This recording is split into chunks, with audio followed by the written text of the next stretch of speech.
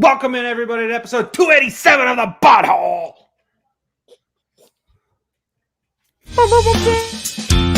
Or now I can just... Nice job, high four. One shot, one kill. Ronnie did. Now introducing your Budhole podcast, Scott, the Great Brandino, Gage's Rage, and Star Lamar. What's up, girl?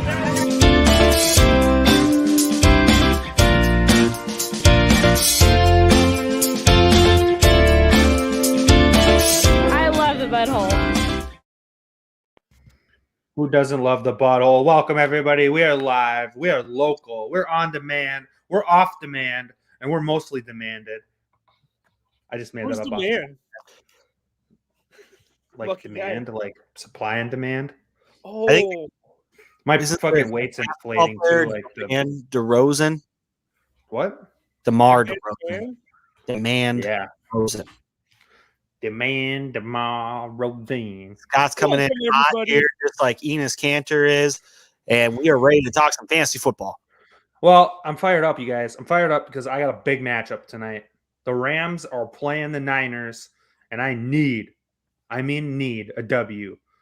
I got Matthew Stafford, Matt, not heterosexual, and the LA Rams DST going tonight. And I think 28.21 points out of those three. Is it going to happen? One thing I'm concerned about for you, Scott, you have a lot of Matts you're depending on.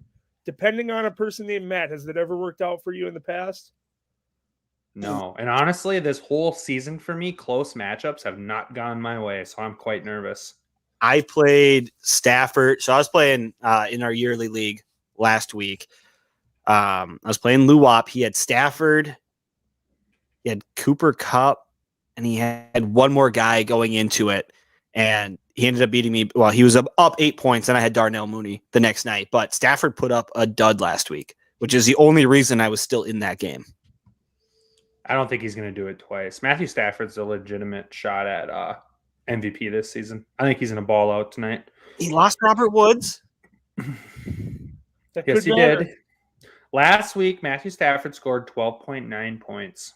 That was his lowest scoring point total of the season. Gage, is that bad? It ain't good. Gage and I were talking earlier about what's good and bad. We're just coming to conclusions here. That's bad. I would actually say, I don't know. I would actually say 12.9 isn't like bad, but it's not good. It's very, very subpar. Bad to me is like less than 9 points for a quarterback.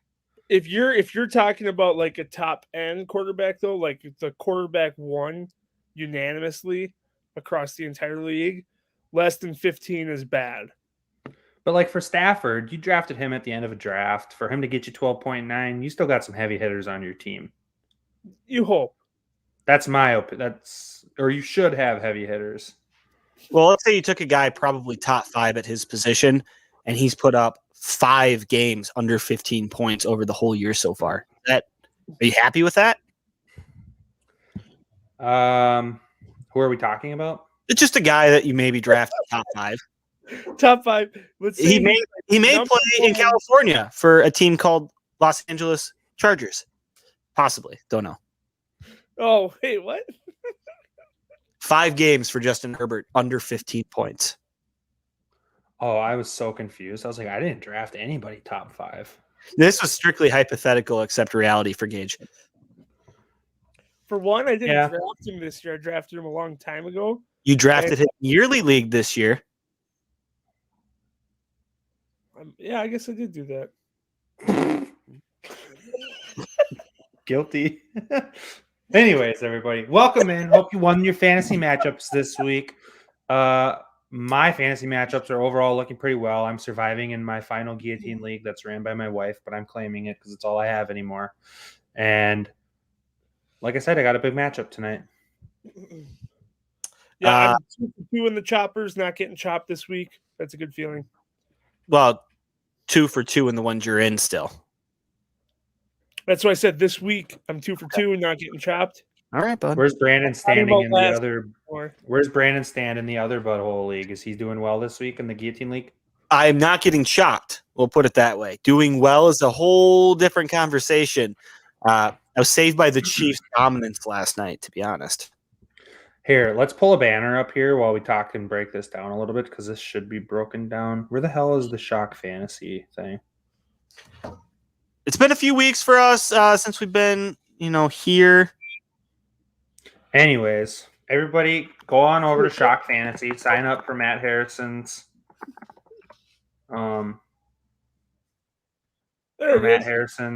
fantasy That ticker spreadsheets for the year, and use promo code Budhole when you sign up for a yearly membership, and you'll get an entire year of Shock Fantasy for 69 cents a day.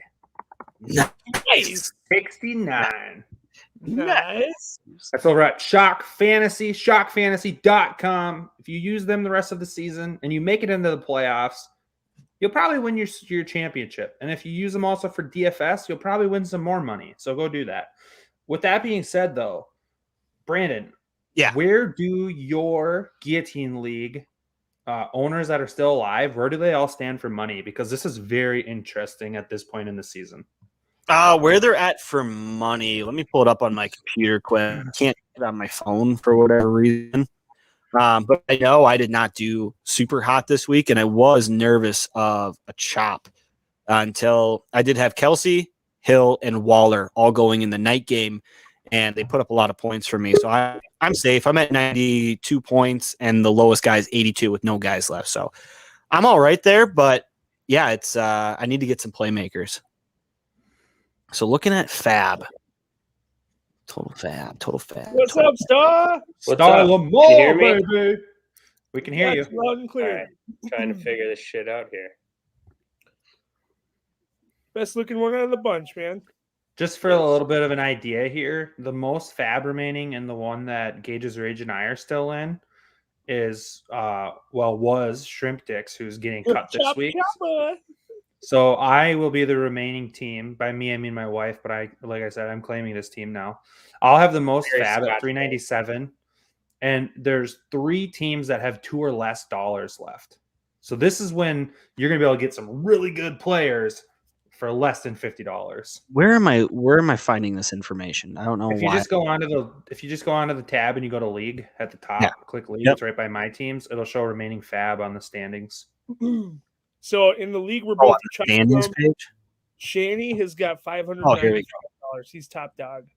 Oh shit, dude! I'm way farther in this than I thought. And then Yellow Balls 358, 370, 270, 200, 200. So Shanny's a couple $100 ahead of everyone else. Yeah, Shanny's got some room to make some moves. He's got 600. I'm at 205. So I'm bottom 4, but the other guys below me are all below 75. So you guys still have some money out there then. Yeah, some money to spend. I spent a few bucks at Nyheim Hines because what I did was I spent a lot of money to go out and get Travis Kelce and Kareem Hunt.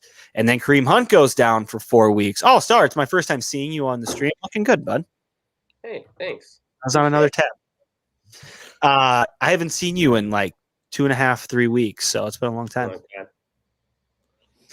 But yeah, I'm hoping that some people spend some money because, get a few things out there, have a couple bad weeks, and give me a fucking chance because I'm struggling at running back, guys. Can we talk about something important for a second? No. Yeah. Yeah. I have Let's a segue to fighting Star. chance in yearly league tonight. What? What does Star need for a miracle? Dude, I didn't think I was going to win another game. This is pretty I didn't impressive. either. I don't know who I'm playing, but as long as Deebo Samuel doesn't do Deebo Samuel things, I think I have a shot. So he's got Debo, Elijah, and Matt heterosexual, not heterosexual, and he's got 61 points. Star's got 99. So combine 40 points out of those guys. Do you think it happens? Hope it That's does. gonna be dicey. You got a reason to watch, that's for sure. You're gonna sweat the whole game out. It's gonna be close, man. I mean, Von Miller's playing. Hopefully, Jalen can lock him down. We'll see what happens, but I need that. I'm sitting in last place. Now, points scorer down there. It's been sad. I almost don't even like looking at the league anymore. But I noticed yesterday, kept telling me I was getting those notifications sent in. Your team scored. Your team scored. I almost broke 100. It's been my first time breaking 60. I feel like in weeks. it's a good feeling. It is. I'm fucking gunning for the first spot now. Now you're in fighting. the thick of it, my man. You got a shot. The thing is, there are 1, 2, 3, 4, 5 teams at 4 and 5, and 2 teams at 3 and 6, including yourself. So a win could possibly put you into 8th place. Mm-hmm. So if you beat Joe, Joe's going to drop. Josh did win, so he's going to stay ahead of you. Paul, I think, lost, didn't he? Yeah, Paul got. I pay zero attention to this league. Yeah, you do have no idea what's going on, but everyone should be praying that I make it into the playoffs because that's basically a bye league. I'm praying that you do. Thank you. Appreciate it. It's more fun when the entire Budhole is in the playoffs. Because then there's a chance with that we might play each other. We'd have a 50% chance, if my math checks out, which I know it doesn't, of playing each other. Or we could potentially all move to the next round, in which case it would be a Budhole finals. God, it would be sweet. That would. You know how sick that'd be if in our friends league it was just us 4 in the quarterfinal or the semifinals? And it's like, fuck, one of us are going to win. You guys all suck. Next year it should just be us versus the field. What are the odds that the Rams defense scores 30 points? 0. Well, there's a chance. 1. This is the thing. The 49ers aren't playing very good. I haven't watched 49ers football this year, but is Garoppolo just really bad? Yeah. So there's a chance he could throw 3 or 4 picks. Pick sixes? And just 3 or 4 picks. It would have to be 3 or 4 picks with 1 or 2 pick sixes. 1 for sure. Rams get 30 points. I win fantasy, so I'm rooting for it. I'm rooting for it too, because if the Rams get 30, then it won't be a close matchup in my league, in my Empire League, which means I'll win. Because if it's close, I'll lose. So right now in the standings, that is second in yearly. I'm third. Gage is fourth. The guy who is in first place, which is sad to even admit that he's in first place because he auto-drafted and he doesn't pay attention to his team. But he didn't even break 50 this week. No, but here's the thing. The guy he's playing scored 73. So if Matt actually cared and actually wanted to put in an effort, he could drop Joe Burrow. He could pick up Jimmy Garoppolo, have Garoppolo, and it's a little contradictory, but the Rams, the thing is, anytime Garoppolo would throw an interception, it would just negate out. So you'd be hoping for fumbles and sacks and defensive touchdowns. And he's got a kicker on a bye right now. So in theory, he could 49ers kicker, who I'm sure is a free agent, Jimmy Garoppolo, and have the Rams defense and have a chance at scoring 29 points this week to win. But he's not going to. So I'm going to be in first place, which is fucking great. I'm going to do my commissioner thing and just change his roster for him. As competitive as our fantasy football leagues are, I think the real NFL is also super tight in standings wise. There's NFC is a little bit more dominated. I mean, the top dogs are kind of leading by a little bit, but then you're looking at those with the third extra wild card spot. There's a lot of team is going to make it. That are going to make the playoffs. I mean, you look at Carolina yesterday, and you got to think that they could be gunning for it. They are in 7th spot right now, aren't they? I think they took it over from Atlanta yesterday. Atlanta was in it? Atlanta was holding the 7th spot prior to yesterday. Atlanta is only 4-5. They are now. They were 4-4, yeah. We're talking about, the Saints being in there at 5-4. With Trevor Siemian at quarterback, who knows if they fall off? We're just a game out at 4-5 or Vikings. I don't think the Saints are going to hold strong. They just don't have enough at quarterback to maintain. Yeah, it's the Bears, Flipping Eagles. the Niners, the Eagles. There's a lot of, subpar teams that are going to be fighting for that last spot, including the Vikings, hopefully. This is the question, though. With the NFL moving to 7 teams in the playoffs, I don't think it really ends up making it more fun. The team that gets in the 7th spot is not a good football team, or it hasn't been since this whole thing started with 7 teams being available to be in. Well, we're 1 year into it, right? So not a large How sample. many times did the Giants slip in there in the 6th seed and dominate the Patriots in the Super Bowl? At least twice. So I mean, stuff. Neither of them were dominate. They won, but they didn't dominate them. The Packers won. Were they a 6th seed in 2011? The Packers were a 6th seed. I don't think were the Ravens in 2012. The Ravens were not a 6th seed. The Ravens were a wild card team, though. I think they were the 5th seed. You look some purple and gold. Yeah. It was actually a good fucking game, so I do want to talk about them. Go. The weather must be fair over there in Ramsey County. It's not fair. I'm not the fair weather fan. That's somewhere else. But Baltimore was the 4. Oh, okay. What I was most excited about, and I think I texted you guys this in the group chat, the fucking team that actually decided to play to win, not play to not lose, was very exciting to see. Because it just had that feeling in the 4th quarter when we had, 3rd and 3 on our own, 30-yard line, when we go with the play action bomb to Justin Jefferson. If we don't get that fucking play, you just know the Chargers are going to get the ball, they're going to score, and they were going to go for 2 to win the fucking game. They weren't going to try and take it to overtime, and to just take the game out of their hands like that, that was really exciting and refreshing for a team that hasn't done that in a long time. That was un-Zimmer-like is what it was. Zimmer's feeling the pressure.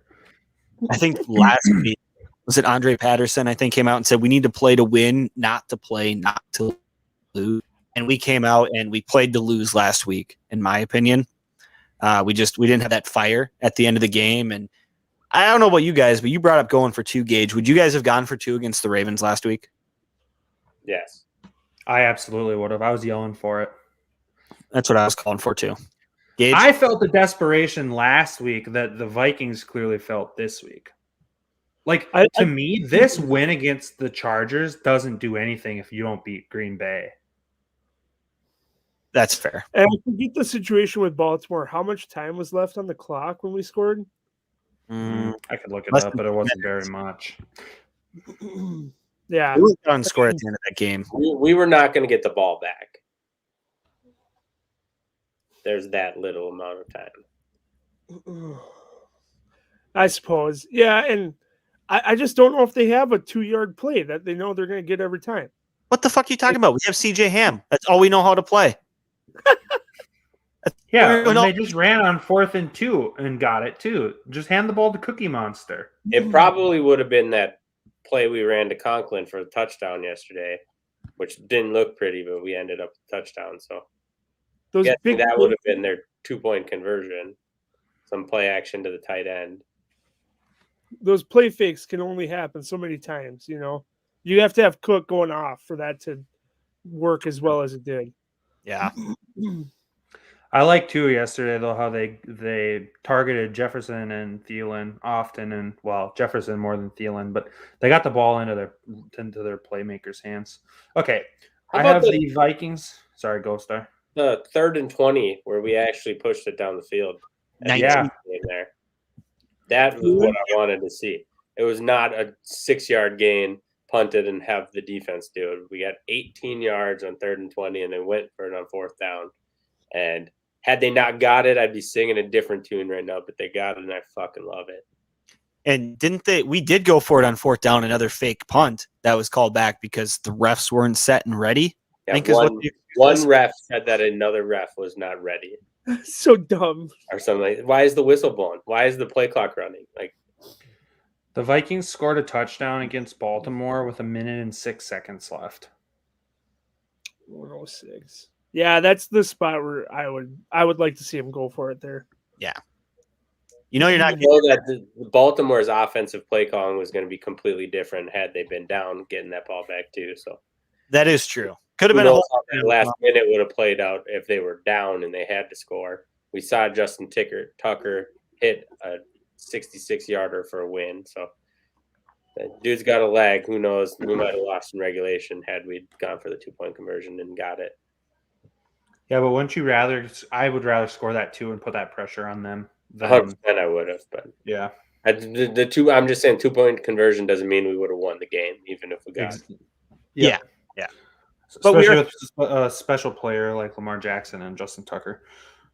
How about that defense too? With everyone knocked out, we had Smith out, Barr was out, Hunter, Michael Pierce. We had so many guys out or COVID or whatever, and we still stood up and held a really good offense down a little bit. I think we should show a little respect to Cam Bynum. I think we got a steal in the draft with that kid.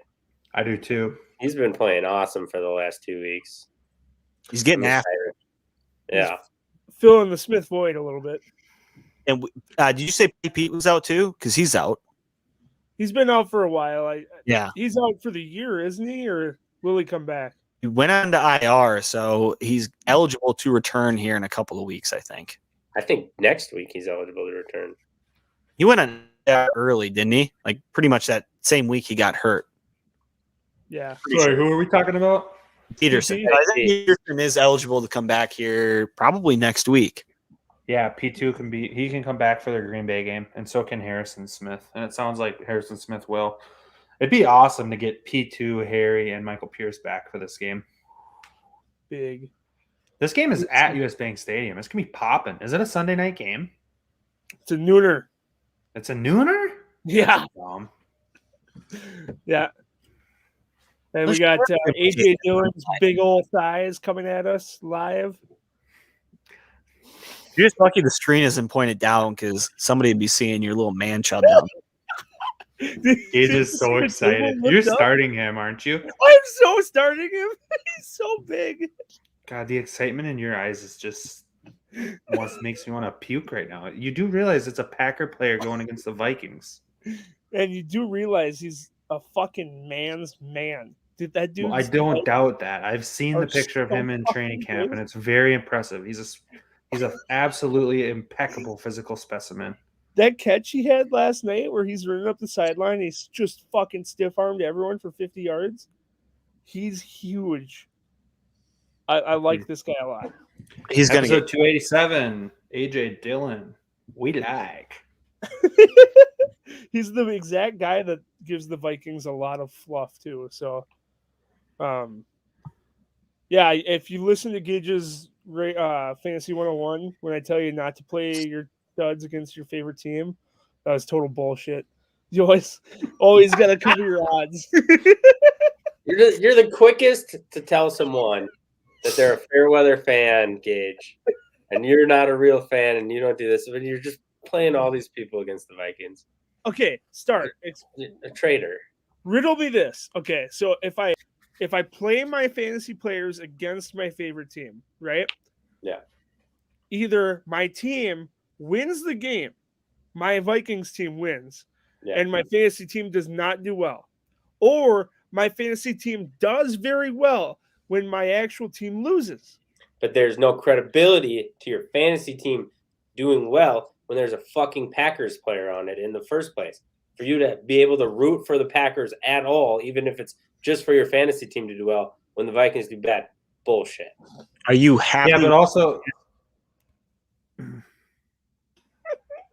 sorry, what? Are you happy when your fantasy team wins? Yes. Not if the Packers are the reason they won. It's never So happened. if I guess I can't speak to Vikings that. have a bad game, you're happy when your studs beat our team. I mean, Am I cutting out? he's just saying right now he wants it both ways. If he starts AJ Dillon, he's going to be happy because his team won, no matter what. He's either going to be happy because his team won, or he's going to be happy because his fantasy team won. But this is the thing that you're missing, Gage, is AJ Dillon could have a good game and the Vikings could still roll, or vice versa. AJ Dillon could not do that much and the Vikings could still get smoked. boys, Like you could end up with the worst of both worlds. I've got one piece of evidence to present to you. Bring it. Is it there yet? Oh my Loading. God! Look at that. Was this Pornhub? My pants are just bye. Look at this dude. Are you kidding me? This guy is gonna run. Gage, why do you have an album pulled up? Why do you have an album pulled up on your phone called Late Night Snacks right now? It's favorited for a reason. That dude. Are you crying? He's just crying. Here's joy. I can't stand it. That dude is so fucking big. He's gonna run for a lot. We just got to bring some good offense and try to win, not play not to lose. He's a man. I'm so annoyed right now with this segment. State of the Packers, brought to you by Gage's Rage. I'm just annoyed that we've spent this much time on a fucking backup running back. That's what he is. He's literally a backup. He's good, but he's fucking stacked. Of course he is. He's amazing. Yeah, that run, that catch for 50 yards last night was nuts. He's the quad father. Without a doubt. You know where my heart's going to lie? I always want Minnesota to win, but I just want it to be really high scoring. Star.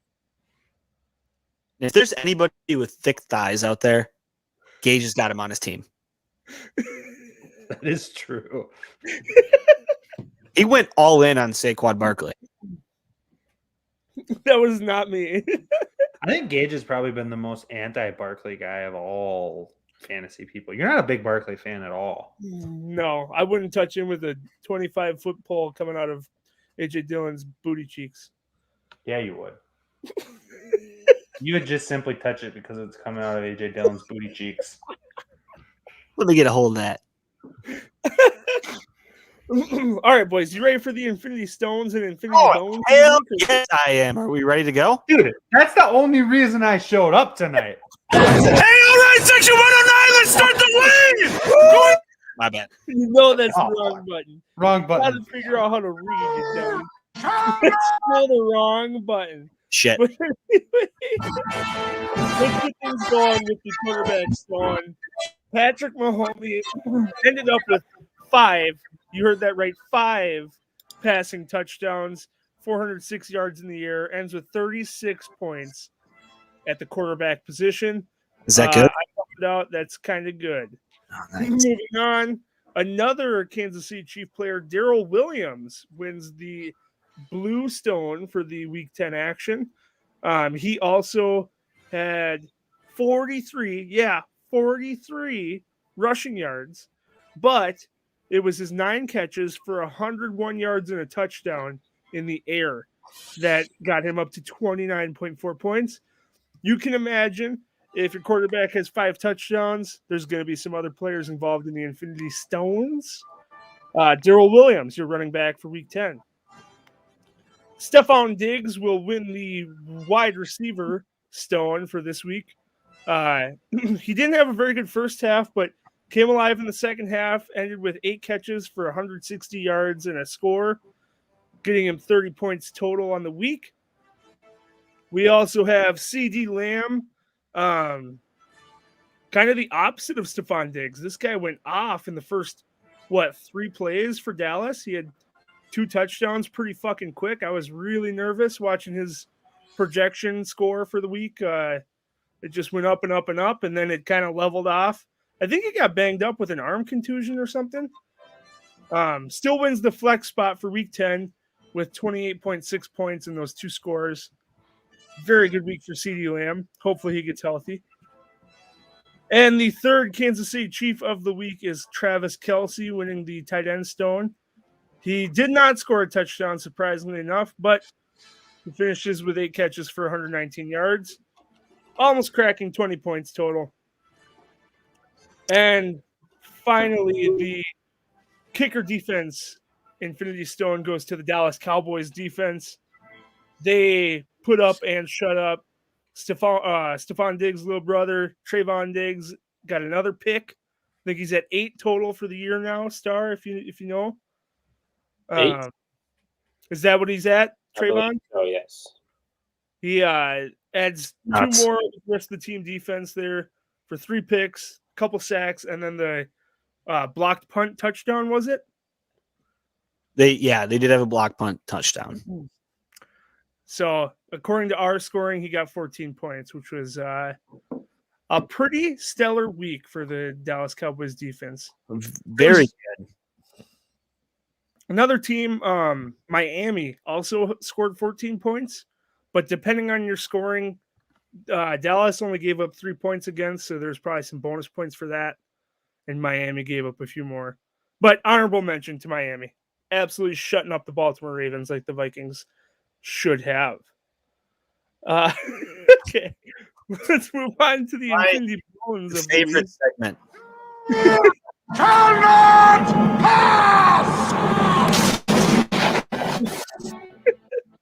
So when you have the Dallas Cowboys going against Atlanta Falcons, Matt Ryan, the quarterback for the Atlanta Falcons, is going to be the first one to show up here. Yes, that says 117. That means he had 117 yards and 2 interceptions. And that's his stat line. Do you guys think Matt Ryan is in a similar situation as Matt Stafford? I think Stafford has more, and he's younger too, so he's got a little bit more left in the tank. Ryan could be successful somewhere else, but I don't know if he brings them from mediocrity to Super Bowl level. They're both named Matt, so I'm going to say yes. So Matt Ryan finished with 0.6 points total. That's less than a point total. How many times disappointed by a Matthew? I did not understand that, so we're going to move on. DK Metcalf is Cutting out that bad? Just a little bit there, Brandon. DK Metcalf was playing, and he was busy staring at how muscular A.J. Dillon is and missing all of his balls. He went 3 for 26 for 5.6 total points. Just amazed at how big and muscular A.J. Dillon is. Don't worry, DK, you're not the only one. I'm right there with your buddy. Our next D name, DJ Moore, with the Carolina Panthers, had 6.4 total points. He had 4 catches for 24 yards. I guess in Cam Newton's stellar game coming back, it wasn't good for everyone. I was busy watching Christian McCaffrey lead block for the backup quarterback, scoring a rushing touchdown. That was pretty stellar. Love to see that. Not. Fucking idiot. I'm back! Oh, he's so annoying. But the more annoying is tight ends that are in the top 5 for their position, scoring 0 points total. And not only do we have one of them, but we have 2 here. TJ Hawkinson and Mike Gesicki. And did you know that Mike Gesicki and TJ Hawkinson were both top 5 tight ends going into week 10? I did not, but I knew that Mike Gesicki had like 10 targets and 0 points. And TJ Hawkinson might have had a few, but they were coming from Jared Goffel, so they're not worth a damn. Jared Awful. Oh. I would have put him on here, but we all just expect him to bone your team, and if you have him, you deserve to get fucked. So the fact that he's now though dragging down Hawkinson and that entire offense is pretty sad. Hey, he didn't lose. That's true. You can't call him a loser. No, he plays. You call him a winner. 150 yards. Yeah, you'd say there's some stats that need to go up here, but no, there's no stats. They didn't score any points. Those 2 were scoreless on the week. I was just amazed by that. It's a little sad that for the first year of a 17-game season, the Lions aren't going to be the first 0-17 team. They're going to be 0-16 and 0-1.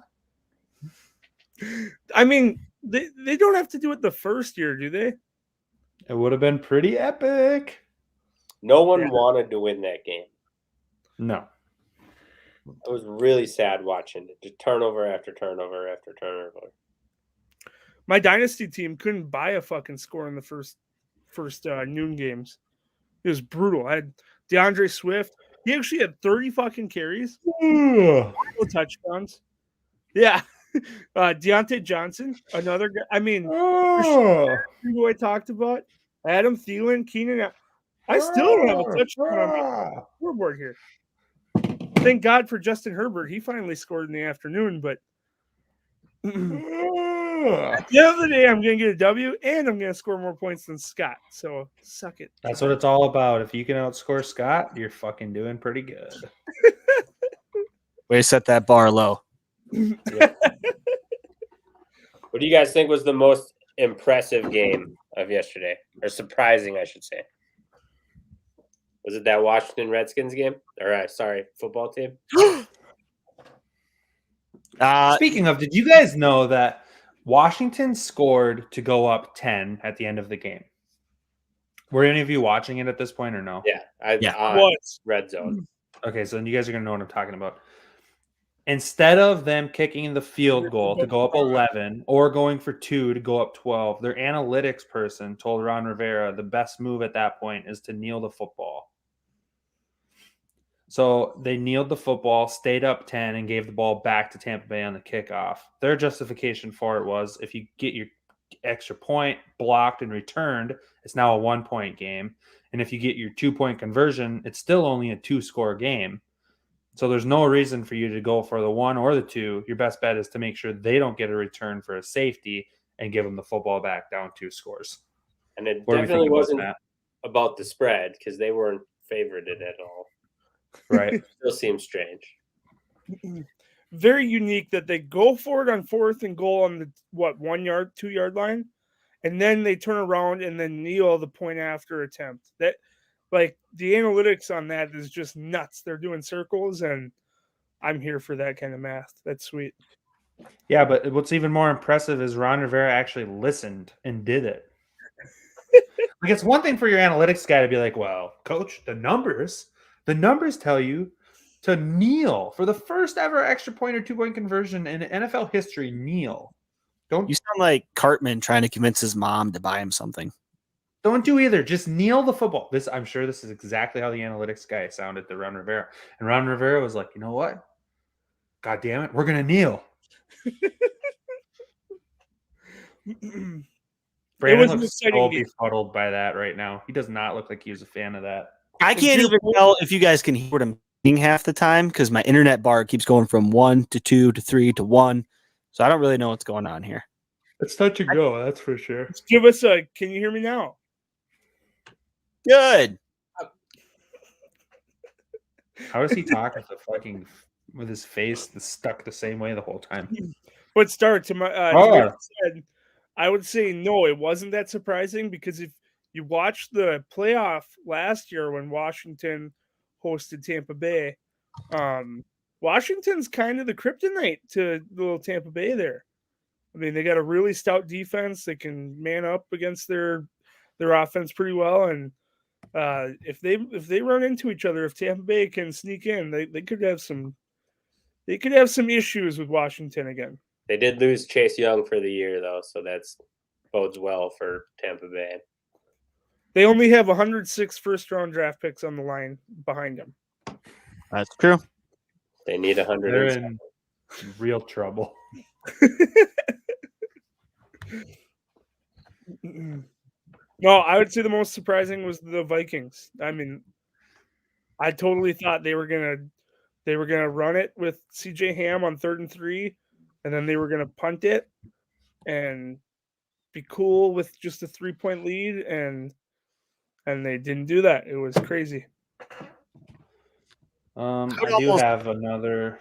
I would go with the garbage game between the Packers and the Hawks. Yeah. That was pretty bad. The fact that the whole game was just garbage or what? Yeah, I mean, I would expect them to be playing a little bit better. I mean, the Packers are supposed to be one of the best teams in the NFC. Seahawks have Russell Wilson coming back. I know he's hurt, but, they have DK. They have Tyler Lockett. They have Chris Carson. So they had weapons. But wasn't it 7-3? 2 late scores by A.J. Dillon? Yeah, they were in the 4th for sure. Yeah, I don't know. I was a little surprised by that. And then if we go back to Thursday, I would say that Ravens-Dolphins game I was not expecting the Dolphins to pull that off. True. There's But been that- more and more of them. Awesome. Even like the Patriots over the Browns in the fashion that they did, it was pretty surprising. Yeah. Just dismantled them. That was a good one.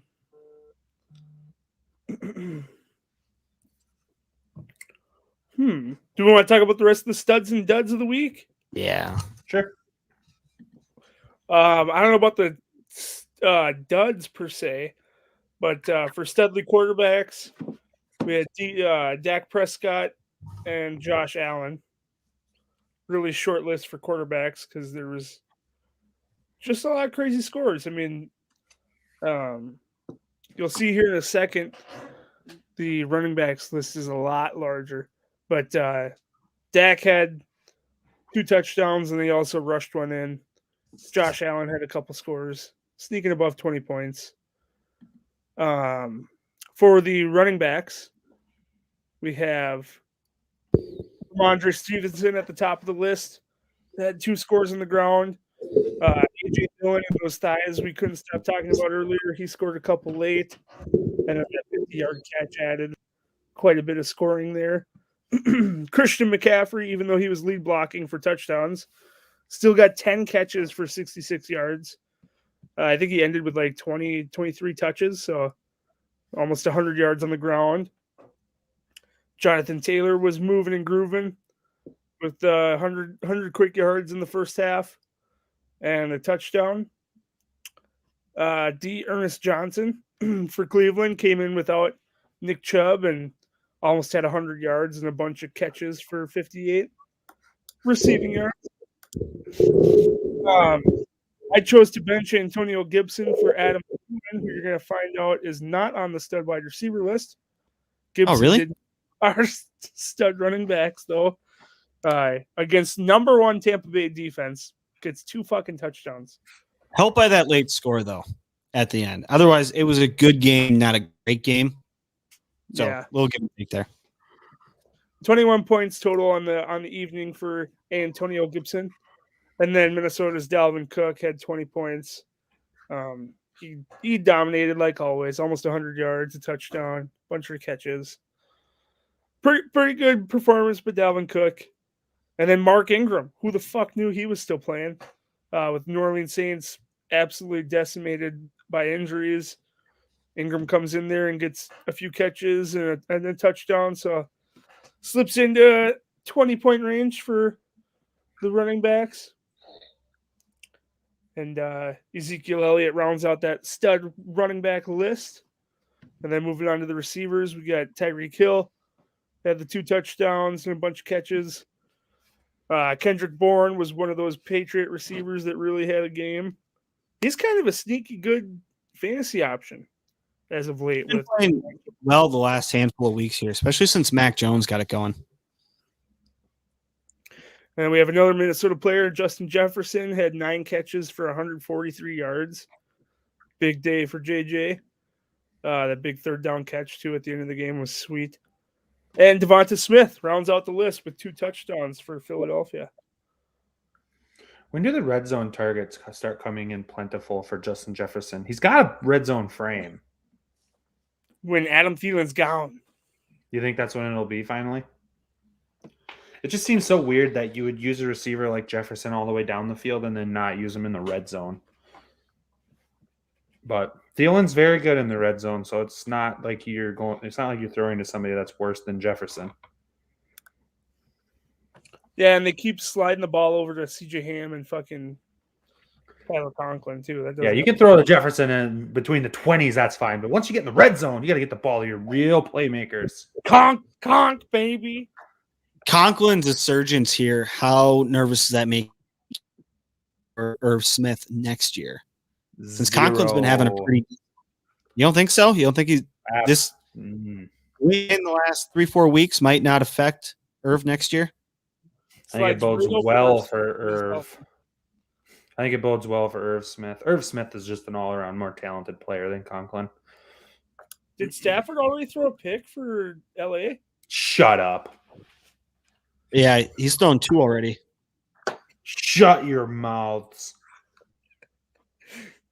Did you at least cover your bases and get San Francisco's defense? That's No, what I got the did against. Rams defense. I went all in on it. He does have a pick. He's No, he trying to does go to not. Odell. Does he really? He does. Are you He's fucking throwing a kidding me bomb right to now? Odell. This is the Odell effect. Oh, Debo back in the backfield. Oh man, This is literally the worst. you have to sweat the entire game.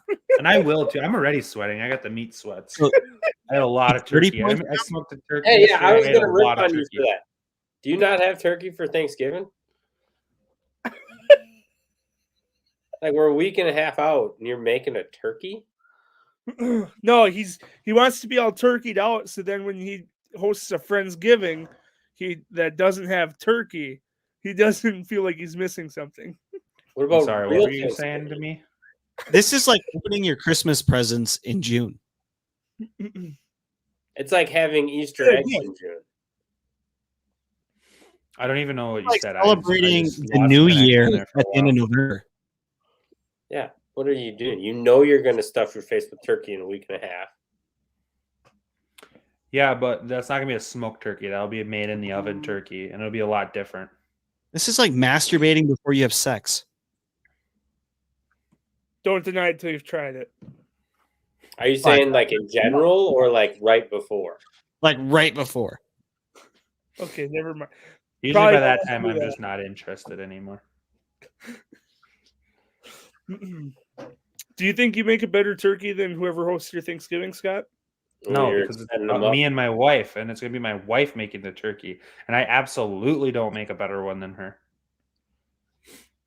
You guys Scott's are hosting wife is watching. Hi. She's on the other side of the door. With a No, knife. she makes killer turkeys. Actually, yeah, we're hosting it. We're having my family and her family over. Not all of her family, but her mom and dad. I wasn't Nice. invited. I'm pretty much part of the family now. Well, thanks. Yeah, you basically are. Isn't that a weird dynamic to think about? Taking family business over. Yeah. Alyssa's dad is my current boss at the moment. That's so Hang weird on. to think about. Scott, didn't you say you were going to try and roast me or something? Oh, yeah. That's gonna be for the next episode. I'm not roasting you. It's just a question for you. It's not like trying to put you on the spot or anything like that. Okay. I mean, I Well, could that's ask it fine. on this if you want me Man. to, but it's not related to football at all. No, we can keep talking about how my fantasy team just gets better and better the closer we get to playoffs. You know, I think I'd rather probably just jump over and do the bit. That sounds like a pretty good move right now. And that sums about up this episode. Gage's Rage lost in the yearly league by over 10 points. Brandon made a comeback. Lamar might get his first win all season, maybe, considering. And Matthew Stafford has thrown an interception on. You're frozen. Go It's jerk off. Frozen. Bye. He's so pissed he's frozen. What do you? I thought it was me at first. Oh, he's back. He's back. He's Come coming back.